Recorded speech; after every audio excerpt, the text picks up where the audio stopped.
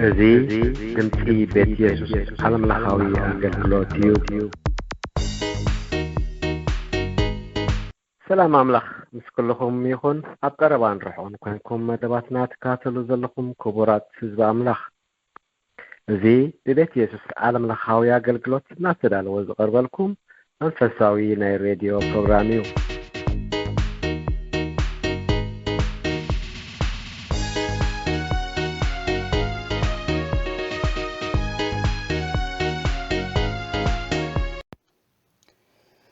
ሽም እግዚአብሔር አምላኽና ዝተመስገነ ይኹን። ሰላም መድሓኒና ጎይታናን ኢየሱስ ክርስቶስ ምስ ኩላኻትኩም ይኹን። ኣብ ዝሓለፈ ግዜ ሳልሳይ ክፋል ናይ ዘለዓለም ህይወት ዝብል ኣርእስቲ ሪኢና ነርና። ሕጂ እውን ክንቀፅል ኢና። ሎሚ ዕቤት ዝብል ራብዓይ ክፋል ኢና ክንርኢ። ወልድ ኣምላኽ ምዃን ሕድገት ሓጢኣት ናይ ዘለዓለም ህይወት ምርካብ ብጣዕሚ ፅቡቕ እዩ። ድሕሪ እዚ ግና ምዕባይ ብጣዕሚ ኣድላይ እዩ። ጎይታ ክንዓቢ ይደልየና። ቆልዓ ተወሊዱ እንተዘይዓበየ ተኽሊ ተተኺሉ እንተዘይፀደቐ ኣይሕጉስን። ከምኡ ድማ ብመንፈሳዊ ህይወትና እንተዘይዓበና ሰማያዊ ኣቦና ኣይሕጎስን እዩ። ቆልዓ ክዓቢ ፀባ፣ ምግቢ፣ ንፅህና፣ ፀሓይ፣ ፍቅሪ ወላዲት፣ ክዳውንቲ ዳመሳሰሉ የድልይዎ። ኩሉ እቲ ዘድልዮ ነገራት ምስ ረኸበ ብፅቡቕ ክዓቢ ይኽእል። ተኽሊ እውን ክዓቢ ፅቡቕ መሬት፣ ድኹዒ፣ ብርሃን፣ ካልእ ዘድሊ ክንክንን የድልዮ። ከምኡ ምስ ዝረክብ ይዓቢ፣ ፍረ እውን ይህብ። ሓድሽ ኣማኒ ብመንፈሳዊ ህይወቱ ክዓብን ብእምነቱ ክድልድልን እንተደኣ ኮይኑ እዘን ዝስዕባ 6 ነገራት ኣብ ህይወቱ ክለማመድ ኣለዎ። ጸሎት፣ ቃል ምንባብ፣ ምእዛዝ፣ ምምስካር፣ ምእማን፣ ትሕቲ ቁፅፅር መንፈስ ኣምላኽ ምዃን ወይ ብመንፈስ ምምልላስ። ድሕሪ ምድሓን ዕቤት ኣሎ። ቃል ኣምላኽ ከምዚ ይብለና፣ እግዚኣብሔር ህያዋይ ምዃኑ ጥዕምኩም እንተኮንኩምሲ ብኡ ንምድሓን ምእንቲ ክትዓብዩ ከምቶም ሕጂ እተወልዱ ህፃናት ነቲ ሕዋስ ዘይብሉ መንፈሳዊ ፀባ ብሃግዎ። ኣብ ቀዳማይ ጴጥሮስ ምዕራፍ 2 ፍቕዲ 2-3። ሕጂ ኣብተን 6 ዕቤት ጠቕማ ነጥቢ ሓደ ብሓደ ክንምልከተን ኢና። ቀዳማይ ጸሎት ኢልና ኣለና። ካብቲ ሓደ ልምምድ ከዕብዮ ዝኽእል ጸሎት እዩ። ጸሎት ምስ ኣምላኽ ምዝርራብ ማለት እዩ። ወዲ ኣምላኽ ዝኾነ ምድሓኑ ዘረጋገፀ ናይ ዘለዓለም ህይወት ከም ዘለዎ ዝፈለጠ ክጽሊ ይግብኦ። ብዙሕ ግዜ ብንጹህ ልቢ ስለ ዘይንቐርብ ጸሎትና ቅቡል ኣይከውንን። ንጽህና ልቢ ብጣዕሚ ኣድላይ እዩ። መዝሙር 66:28 ክንጽልይ ከለና ብስም ኢየሱስ ክርስቶስ ክንጽልይ ይግባአና። ብስሙ ዝለመናዮ ዘበለ ኩሉ ከም ዝገበረልና ጎይታ ባዕሉ ተዛሪቡ እዩ። ዮሃንስ 14:13 ጸሎትና ክሰምር እንተደኣ ኮይኑ ሓደጋት ክንከውን ኣሎና፣ ክንሓድግ ኣለና። ደው ኢልኩም ክትጽልዩ ከለኹም ድማ እቲ ኣብ ሰማይ ዘሎ ኣቦኹም ምእንቲ ክሓድገልኩም ኣብ ብጻይኩም ገለ እንተለኩም ሕደጉሉ። ማርቆስ ምዕራፍ 11:25 ንኩሉ ነገር እንገብሮ ምኽንያት እንተፈለጥና ጽቡቕ ይመስለኒ። እዚ ከዓ ነቲ እንገብሮ ነገር ብምስትውዓል ክንገብሮ ይረድኣና። ካብዚ ዝተላዕለ ንምንታይና እንጽሊ ኢልና እንተሓተትና ከም ንስዕብ መልሲ ንረክብ። ሓደ እግዚኣብሔር ስለ ዝኸብር እዩ። ኣቦ ኣብ ወዲ ምእንቲ ክኸብርሲ ብስመይ ዝለመንኩምዎ ዘበለ ኩሉ ክገብረልኩም እየ ይብል ኣብ ዮሃንስ 14:13። ጸሎትና ንኣቦ የኽብር። ጎይታ ኢየሱስ ክርስቶስ ዘኽብር ኩሉ እንተለመና ወይ እንተጸለይና ኣቦ ይሰምዓና። ካልኣይ ጸሎት ትእዛዝ እዩ። كيباتخكم تصليو يبلنا قدام يسلونقي معرف 5 فودا 17 الزبل ممرحي توهيبنا الله እዚ ትእዛዝ ጎይታ እዩ ካብ ጎይታ ተቀበልና ትእዛዝ እዩ ይረዳአና አይረዳአና ንሱ ስለ ዝበለ ክንጽሊ ይግባአና እዩ ሳልሳይ ጸሎት ንእግዚአብሔር ባህ የብሎ እዚ ኣብ ምሳሌ 15 ፍቅዲ 8 ረኽቦ ንኽእሊና ተራብዓይ ኣብነት ክርስቶስ ክንክተል ይግባአና ኣብ ማሪቆስ ምዕራፍ 1 ፍቅዲ 35 ተሓሙሻይ ጸሎት ጻድቃን እተስልጥ ስለ ዝኾነት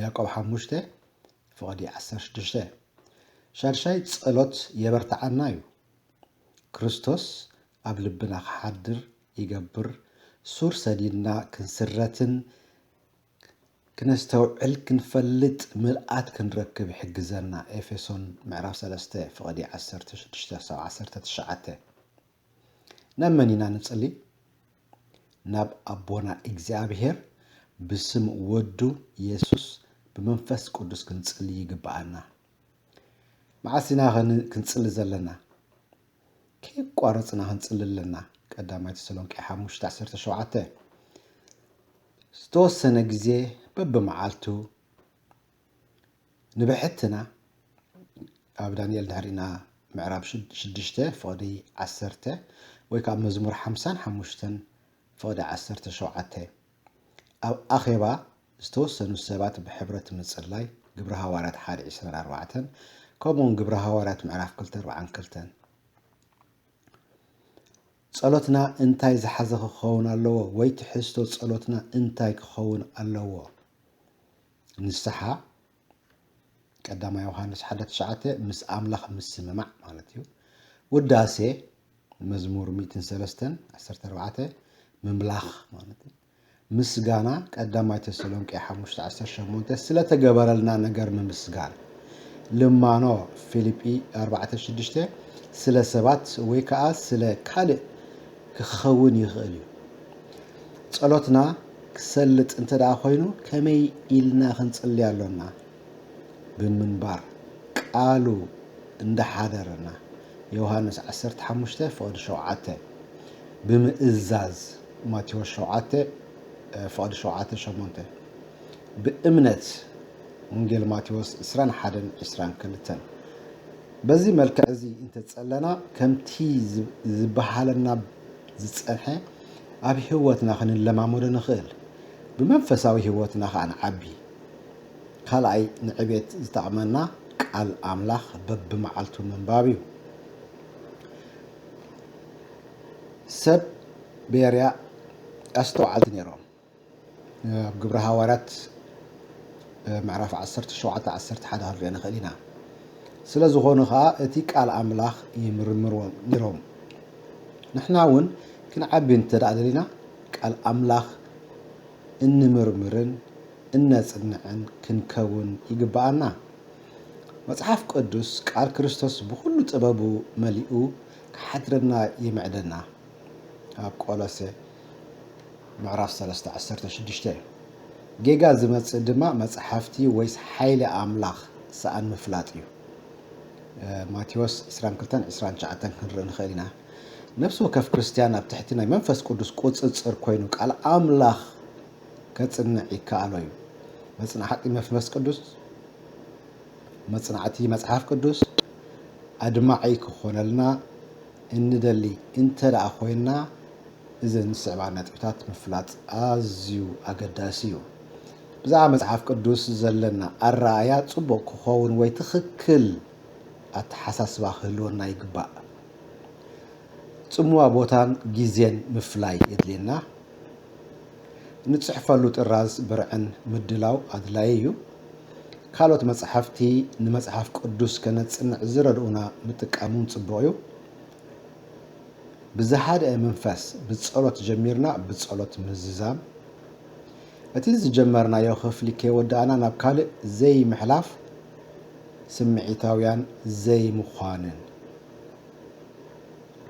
مصحف قدسنا بثلاثه عبيت مقدي كنصنعو نخل قداماي معرف بمعرف غيرنا خنصنع نخل نابنت كم ماتيوس ماريقوس وسيدنا معرف بمعرف مصنع مالتيو بز مقد خنصنع خولنا اذن زسعبا حتوتات انت حاتتنا نتنصنع زلنا كفلي كبرحالنا يخل لذي حزي زلخو معرف انتاي ارستي خهبو ابز معرف زي تاعش زلو وانا تمرتي انتاي ايو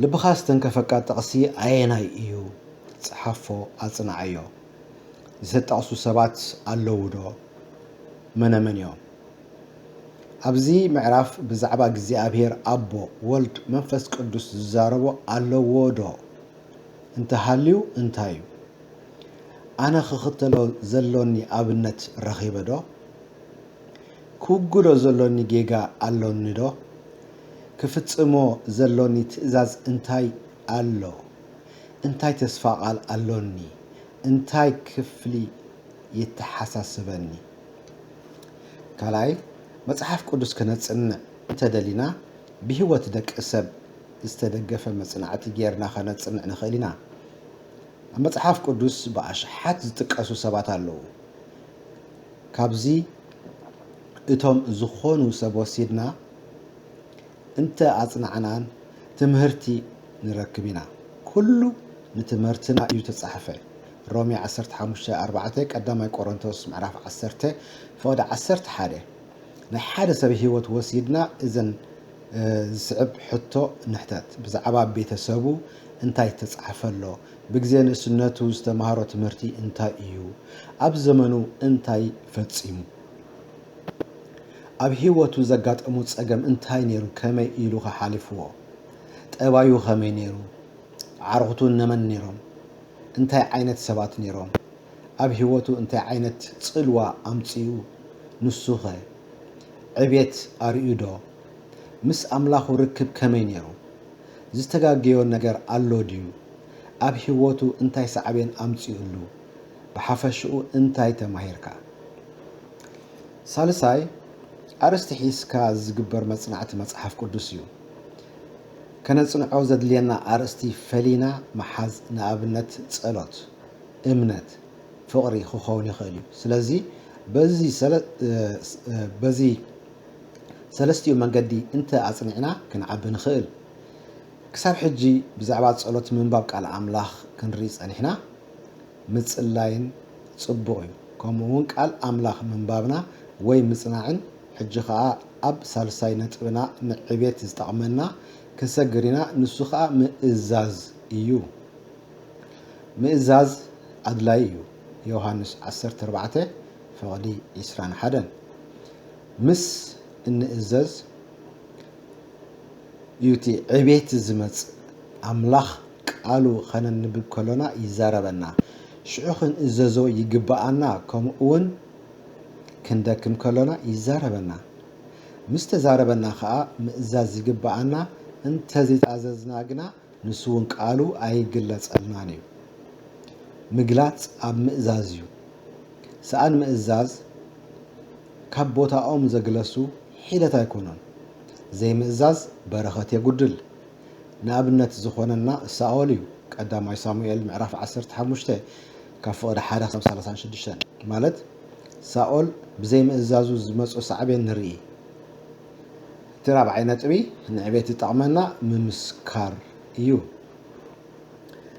مسكرنت قويتانا زصوعنا نخالقت كنمسكر يو ماتيوس 4:19 يوحنس 10:5 شمونته مچم اتي زعبي ነገር ኣብ ህይወትና ገጢሙና እንተሎ እንብሎ እንተሎ قويتانا ምርካብና እዩ ስለዚህ ንኻልኦት ምኽፋ ዘሎና ዓብይ ነገር قويታ ክኸውን ኣለዎ كم توانجيل بخالوت سمعنايو نحنا هون نخالوت كان اسمعهم يقبعنا بمسكر بالطعمي أدلايو نمنتاي انت بلنا هذا تأزاز سلازخونايو ماتيوس إسران شمونتن فوق 10 اتيز عبي تأزازيو قويتا بعلو يخكيدو الزبلنا دولو اتي عبيتو انت تردينا كان إزاز يقبعنا እግዚአብሔር አቦ ስለዝخبريو ዮሐንስ 15 ፍቅዲ 8 እግዚአብሔር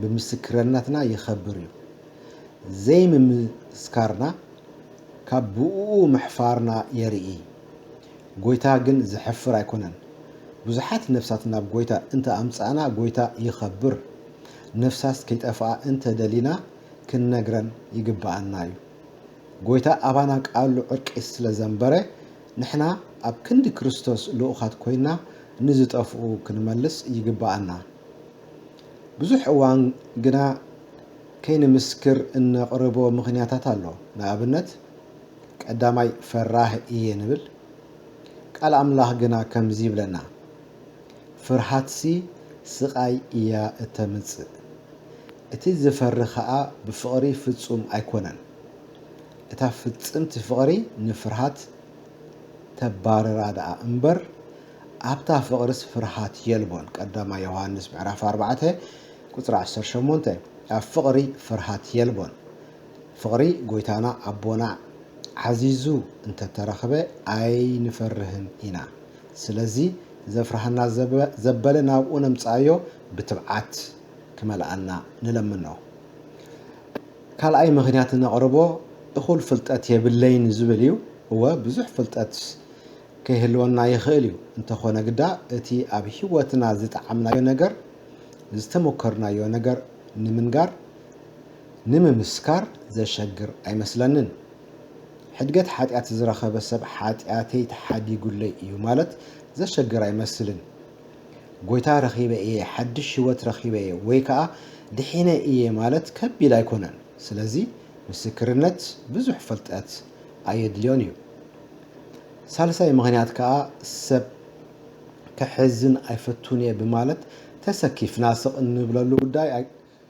ኣይኮነን ኢየሱስ መድሓኒ እዩ ኢልና እንተመስከርና እሞ ሰባት በዚ እንተሓዘን ቅር ክብለና የብሉን ዘየሕዝን እዩ ዘሕዝኖም ዘሎ እሞ ስቕ ኣይንበል እዚ ናይ ሂወት ጉዳይ እዩ ራብዓይ ምኽንያት ነቕርቦ ክሳብ ዝሓቱኒ ስቕ እየ ዝብል ይኸውን እዚ እቲ ጎይታና ኢየሱስ ክርስቶስ ዝኣዘዘና ቃል ምጥሓስ እዩ ጎይታና ኪዱ እዩ ዝበለና ስለዚ ሰብ ክሳብ ዝሓተና ክንፅበይ የብልናን ኩሎም ናይ እምነት ኣቦታትና ብቐረባ ኮነ ብርሑቕ ብምኻድ የወንጌል ናብ ደቂ ሰብ ከብፅሑ ዝኽኣሉ እቲ ዝዓበየ ነገር ኣብ ሂወት ክርስቶስ ምርካብ እንድሕሪ ኮይኑ ንኻልኦት እንህቦ ካብዚ ዝበልፅ ነገር ኣይክህልወናን እዩ ውፅኢት ዘለዎ ምስክርነት ቃል ክርስቶስ መንፈስ ቅዱስ ሓይሊ ምዝራእ እዩ ውፅኢቱ ድማ ንኣምላኽ ምድጋፍ ግደና ምምስካር ጥራይ እዩ ጎይታ ከዓ ብቃሉ ገይሩ ስርሑ ይሰርሕ እቲ ሓምሸይቲ ነጥብና ንዕቤት እትጠቕመና እምነት እያ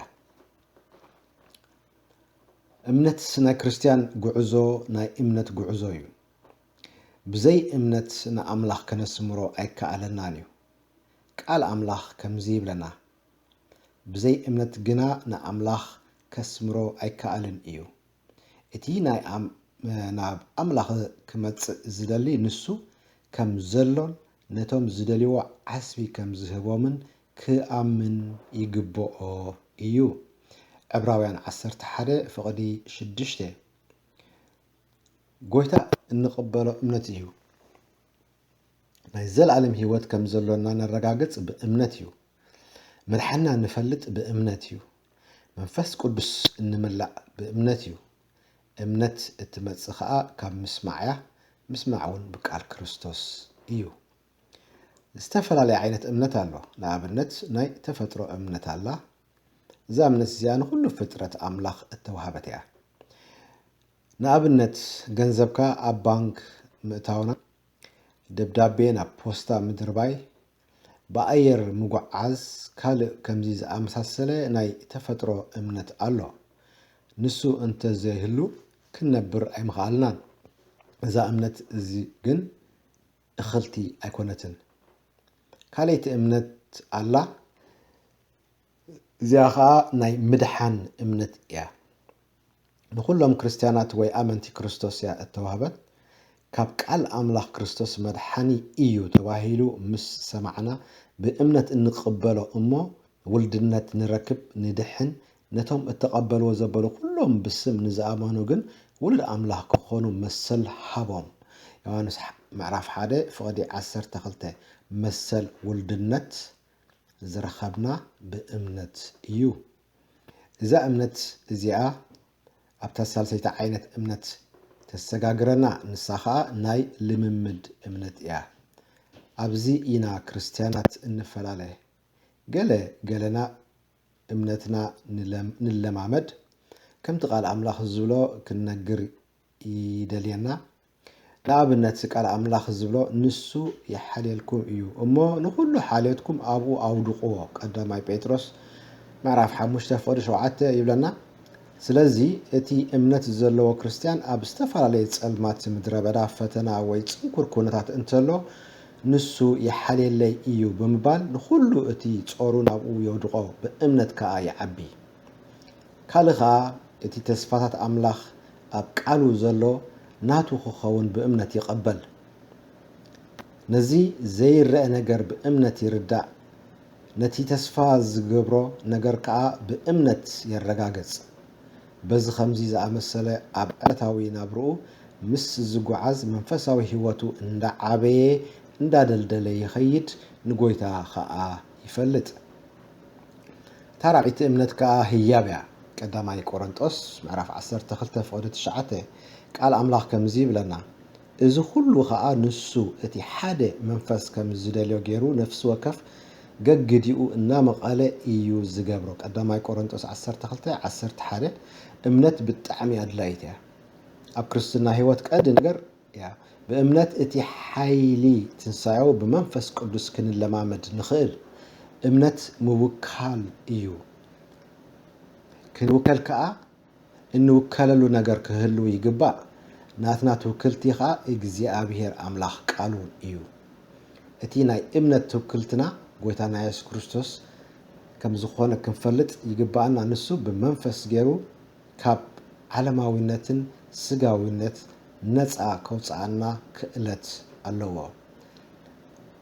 ኣምላኽ ብዝፈለጥናዮ መጠን እምነትና እናዓበየ ይኸይድ። ፍቕሩውን ይቕሬታኡን ሓይሉን ፀጉኡን ከዓ ንለማመድ። እምነት ከዓ ከም ቅልፅም እያ። ብምልምማድ ተዓቢ ብጣዕሚ ዘሕዝን ነገር እንተሎ ብዙሓት ክርስቲያናት ኣምላኽ ከም ዘሎ ይኣምኑ እንተኾነ ግዳ ኣነባብሮኦም ኣምላኽ ከም ዘየለ ወይ ከዓ ክሕግዞም ግዱስ ከም ዘይኮነ የርኢ። ጎይታ ይደግፈና። ብእምነት ምስኡ ክንመላለስ ቀፂልና ኣብታ ናይ መወዳእታ ነጥብና ንዕቤት እትጠቕመና ክንርኢ ኢና። ንሳ ከዓ ትሕቲ ቁፅፅር መንፈስ ኣምላኽ ምዃን ወይ ብመንፈስ ምምልላስ ትብል እያ። ብመንፈስ ምምልላስ ምሉእ ዘይጉድል ዓላማ ዘለዎ ፍረ ዝመልኦ ህይወት ክነብር ይከኣል እዩ። ጎይታ ባዕሉ ተስፋ ሂቡ እዩ። ዮሐንስ 14 ፍቕዲ 12-14 ህይወት ክርስትና ከቢድ ወይ ከዓ ዝተሓላለኸ ኣይኮነን። እንታይ ደኣ ዝድንፅወካ ሓቂ እዩ። ካብ ምቕላሉ ዝተልዓለ ብዙሓት ይዕንቀፍሉ ከቢድ ከዓ እዩ። ምክንያቱ ክርስቶስ ጥራይ እዩ ክነብሮ ዘኽእለና። ምስጢር ናብራ ክርስትና መንፈስ ሓይሊ ምምልላስ እዩ። ክርስቶስ ከዓ ብሓይሊ ትንሳኤኡ ኣባና ክነብር ፍቓዱ እዩ። ግብረ ሃዋርያት ምዕራፍ 4 ፍቕዲ 13 ብገዛእ ሓይልና ናብራ ክርስትና ክነብር ኣይከኣለናን እዩ። ከምኡ ምስ እንፍትን ይኸብድ ይተሓላለኽ ንምንባር ከዓ ንፅገም። ትምህርቲ ጎይታና ኢየሱስ ቀሊል እዩ። ሓድሽ ኣማኒ እውን ክርድኦ ይኽእል። ብመንፈስ ምምልላስ ከቢድን ዘሸግርን ኣይኮነን። እዚ ብመንፈስ ምምልላስ ጅምር ሓጢኣትና ኩሉ ብምንዛዝ ምስ ኣምላኽ ከዓ ብምስምማዕ እዩ። ቅድሚ መንፈስ ምምልላስና መንፈስ ምምላእና ምርግጋፅ የድሊ። ብዛዕባ መልኣት መንፈስ ቅዱስ ብሰፊሕ ድሓር ክንመሃሮ ኢና። ሕጂ ግና ብሓፂሩ ክንፈልጦ ዘለና ነገር ኣሎ ብመንፈስ ክንምላእ ትእዛዝ እዩ ኣብ ኤፌሶን 5:18 ክንረኽቦ ንኽእል ኢና ኣብ ህይወት ብመንፈስ ክንምላእ እንድሕር ደሊና ናይ ንስሓ ህይወትና ክህልወና ኣለዎ በዚ ኢና ነቲ ሓይሊ ኣምላኽ ኣብ ህይወትና ክገሃድ እንገብሮ ክርስቶስ ናይ ብሕትና ጌርና ክንቀበሎ ከለና መንፈሳዊ ውልድነት ንለማመድ ውሉድ ኣምላኽ ንኸውን ሕድገት ሓጢኣት ንረክብ ምልኣት ከዓ የድልየና መብዛሕትኦም ክርስቲያናት ግና ብድኻም እዮም ዝመላለሱ ላዕልን ታሕትን ክብሉ ይርከቡ ኣብ ስምዒቶም ይውከሉ ስለዚ ብስጭዋትን ስዑራትን ኮይኖም ይርከቡ ካብ ከምዚ ዓይነት ህይወት ክንወፅእ እንተደሊና ብንስሓ ናብ ኣምላኽ ምቕራብ እዩ ሓጢኣትና ምንዛዝ ሓጢኣተኛታት ምዃንና ምእማን ቀዳማይ ዮሃንስ ምዕራፍ 1:9 ዘይምእዛዝና ሓጢኣት እዩ ንሓጢኣት ከምቲ ኣምላኽ ዝፍንፍኖ ምርኣይ ብእምነት መንፈስ ክንቀበል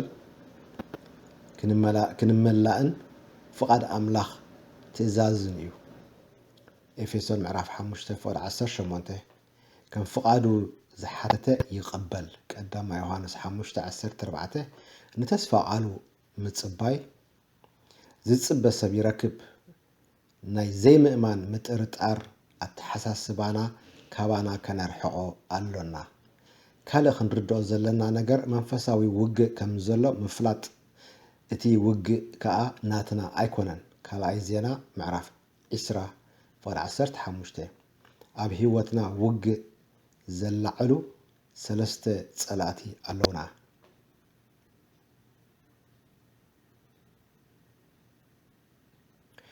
ንሳቶም ከዓ ሓደ ዓለም ካልኣይ ስጋ ሳልሳይ ሰይጣን ዓለም ኣብ ቀዳማይ ዮሃንስ ምዕራፍ 2:15 ንረኽቦ ንኽእል ኢና ውግእ ስጋ ኣብ ገላትያ ምዕራፍ 5:17 ውግእ ናይ ሰይጣን ከዓ ኣብ ቀዳማይ ጴጥሮስ ምዕራፍ 5:8 ካብዞም ጸላእትና ከዓ ኣምላኽና ይዓቢ ስለዚ ናብኡ ንጸጋዕ ብእምነት ምስኡ ምንባር ብስምዒት ኣይኮንናን ክንመላለስ ዘለና እንታይ ደኣ ብእምነት ገላትያ 3:11 ልክዕ ዝኾነ ስምዒት ካብ እምነት እዩ ዝወፅእ ድሕሪ ስምዒት ሙጉያይ ግና እቲ ትእዛዝ ኣምላኽ ብእምነት ንበሩ ዝብል ምፍራስ እዩ ናይ እምነትና መሰረት ከዓ ቃሉ እግዚኣብሔር እዩ ስለዚ ዕለት ዕለት ብምልኣት መንፈስ ቅዱስ ክንመላለስ